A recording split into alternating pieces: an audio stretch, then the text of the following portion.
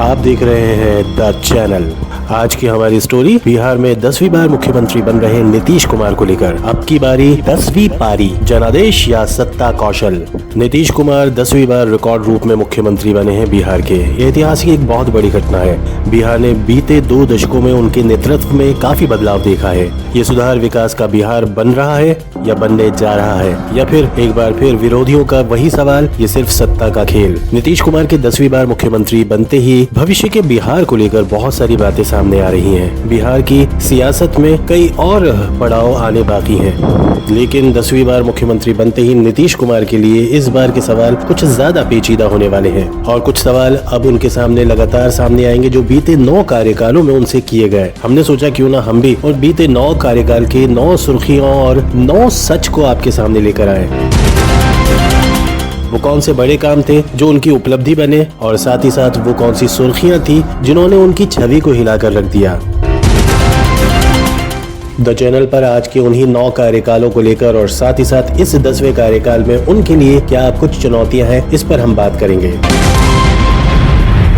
नीतीश कुमार का मुख्यमंत्री पद के लिए पहला कार्यकाल 3 मार्च 2000 से 10 मार्च 2000, 7 दिन का ये पहला कार्यकाल था। पहली बार मुख्यमंत्री बनकर उन्होंने बिहार में एक वैकल्पिक राजनीति की शुरुआत की। सबसे छोटा कार्यकाल बताया गया। महज 7 दिन के अंदर वो फ्लोर टेस्ट हार गए।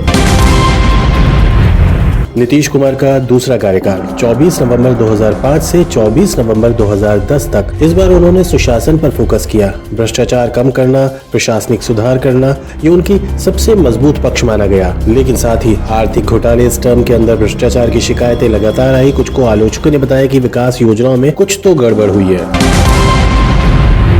नीतीश कुमार का मुख्यमंत्री पद का तीसरा कार्यकाल 26 नवंबर 2010 से 17 मई 2014 तक। बिहार की राजनीति में एक बार फिर से स्थिरता। बीजेपी के साथ इस बार गठबंधन में सत्ता और विकास का एजेंडा लगातार जारी। 2014 लोकसभा चुनाव में जनता दल यू का खराब प्रदर्शन, उन्होंने जिम्मेदारी ली और इस्तीफा दे दिया।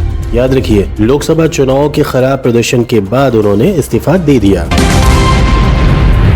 मुख्यमंत्री पद पर चौथा कार्यकाल 22 फरवरी 2015 से 19 नवंबर 2015 तक। इस बार गठबंधन में जीतन राम मांझी के साथ उनकी वापसी हुई। सत्ता में वापस लौटे और महागठबंधन बनाया। ये एक ट्रांजिशनल टर्म था। सत्ता में आने जाने की जटिलता और गठबंधन की चुनौती और अस्थिरता को एक बार फिर बिहार ने वापस झेला।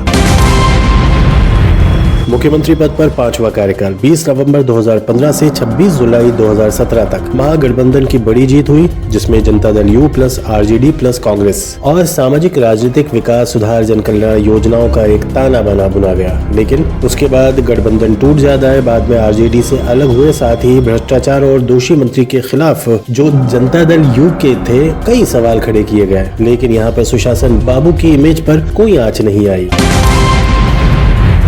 मुख्यमंत्री पद पर सुशासन बाबू यानी नीतीश कुमार का छठा कार्यकाल 27 जुलाई 2017 से नवंबर 2020 तक। इस बार फिर एनडीए के साथ मिलकर सरकार बनाई, राजनीतिक चतुराई दिखाई, सामाजिक सुधार योजनाओं को एक बार फिर स्थिर किया। लेकिन सवाल भरोसे का रहा। आलोचकों और विपक्षियों ने यही कहा, भ्रष्टाचार का नाम लेकर गठबंधन लगातार बदल रहे हैं। सेक्युलरिज्म की बात कहते हैं, लेकिन अलायंस किसी और के साथ ही बन रहे हैं। 7वें टर्म की बात करें नीतीश बाबू का 16 नवंबर 2020 से 2022 के बीच एनडीए से एक बार फिर हाथ मिलाकर के जीत हासिल की, स्थिरता दी, विकास के एजेंडे को जारी रखने का एक बार फिर अपनी तरफ से दावा किया। लेकिन इस विकास और स्थिरता के एजेंडे में भ्रष्टाचार की गूंज फिर सामने आई। मेवालाल चौधरी पर नियुक्तियों में अनियमितता का आरोप लगा, केस तक फाइल हुआ। लेकिन मुख्यमंत्री नीतीश कुमार की छवि फिर बेदाग। उसके बाद 8वां कार्यकाल 9-10 अगस्त 2022 से 28 जनवरी 2024 तक। गठबंधन एक बार फिर बदल गया। महागठबंधन में फिर वापसी हुई, राजनीतिक चतुराई दिखाई। आलोचक एक बार फिर निशाने पर लेते हुए बोले कि शक्ति के लिए, पावर के लिए बार बार गठबंधन बदल रहे हैं। और पहली बार उनके लिए एक टर्म यूज की गई, वो था यू टर्न। मुख्यमंत्री पद पर नवा कार्यकाल 28 जनवरी 2024 तक रहा। लगातार सत्ता में बने रहने का अपनी तरफ से एक अनूठा रिकॉर्ड उन्होंने कायम किया। अनुभव और प्रशासनिक निरंतरता लगातार सामने आई। आरोप कई लगे, बड़े घोटाले और भ्रष्टाचार की बात भी हुई, लेकिन मुख्यमंत्री के पद पर सुशासन बाबू का उनका टैग हमेशा उनके साथ रहा। लेकिन इस बीच बिहार स्कूल परीक्षा बोर्ड BSEB पर परीक्षा घोटाला, बिहार टॉपर्स स्कीम, कई और सुर्खियां लगातार उनकी छवि पर कई सवाल खड़े करती रही।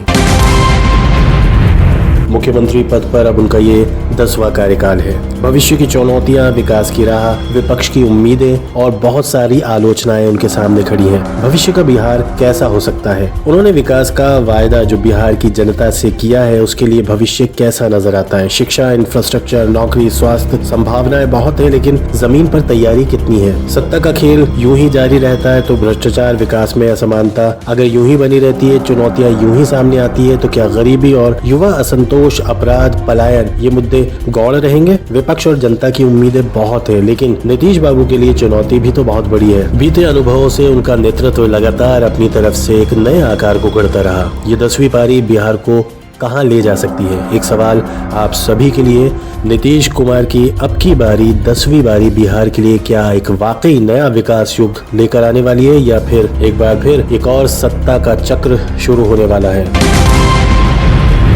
अब सवाल ये है कि 10वीं बार सत्ता मिलने के बाद बिहार की दशा बदलेगी या दिशा बदलेगी? रोजगार बढ़ेगा, पलायन रुकेगा या बेमुद्दा बना रहेगा? युवा को उसकी जमीन पर नौकरी मिलने वाली है? क्या शिक्षा सुधार सख्त हो सकते हैं? बीते घोटालों में कई नीति और पारदर्शिता की कमी साफ नजर आई, लेकिन राजनीतिक स्थिरता बनी रही। गठबंधन बदले लेकिन नहीं बदले तो सुशासन बाबू यानी नीतीश कुमार। यू टर्न की राजनीति बिहार की एक पहचान बन गई है। क्या नीतीश कुमार अब आने वाले टर्म के अंदर उस छवि को बदलेंगे? ये सब कुछ देखना दिलचस्प होगा।